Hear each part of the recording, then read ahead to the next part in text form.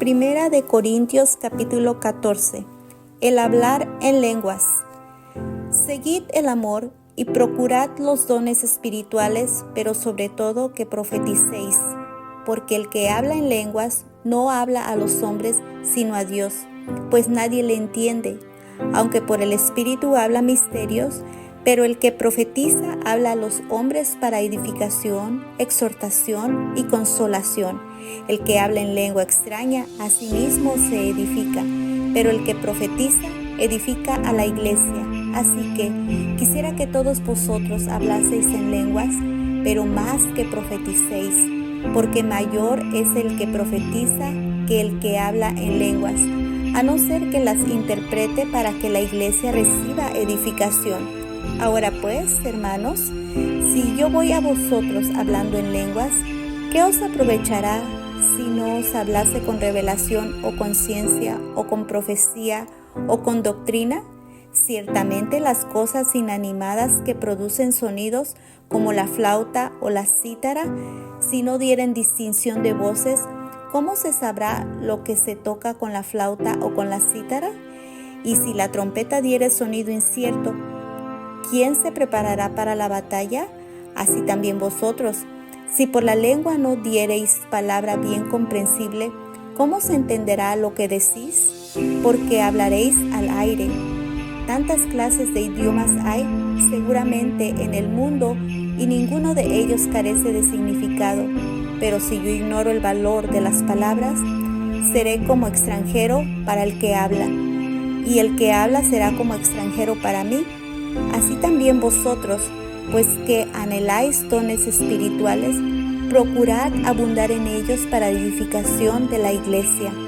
Por lo cual, el que habla en lengua extraña, pida en oración poder interpretarla, porque si yo oro en lengua desconocida, mi espíritu ora, pero mi entendimiento queda sin fruto. ¿Qué pues? Oraré con el espíritu, pero oraré también con el entendimiento.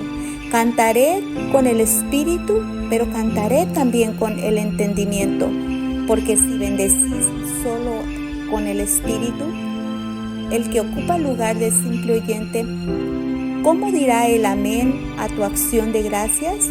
Pues no sabe lo que has dicho, porque tú a la verdad bien das gracias, pero el otro no es edificado.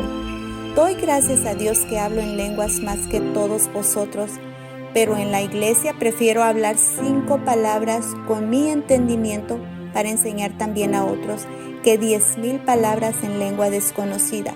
Hermanos, no seáis niños en el modo de pensar, sino sed niños en la malicia, pero maduros en el modo de pensar.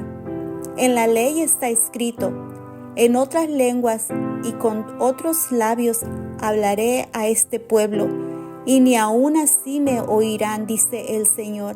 Así que las lenguas son por señal, no a los creyentes, sino a los incrédulos, pero la profecía no a los incrédulos, sino a los creyentes. Si pues toda la iglesia se reúne en un solo lugar y todos hablan en lenguas y entran indoctos o incrédulos, ¿no dirán que estáis locos? Pero si todos profetizan y entra algún incrédulo o indocto, por todos es convencido, por todos es juzgado, lo oculto de su corazón se hace manifiesto, y así, postrándose sobre el rostro, adorará a Dios, declarando que verdaderamente Dios está en vosotros. ¿Qué hay pues, hermanos? Cuando os reunís, cada uno de vosotros tiene salmo, tiene doctrina, tiene lengua, tiene revelación, tiene interpretación. Hágase todo para la edificación. Si habla alguno en lengua extraña, sea esto por 2, o a lo más 3, y por turno, y uno interprete. Y si no hay intérprete, calle en la iglesia y hable para sí mismo y para Dios. Asimismo, los profetas hablen 2 o 3, y los demás juzguen. Y si algo le fuere revelado a otro que estuviese sentado, calle el primero, porque podéis profetizar todos uno por uno, para que todos aprendan y todos sean exhortados, y los espíritus de los profetas estén sujetos a los profetas, pues Dios no es Dios de confusión, sino de paz.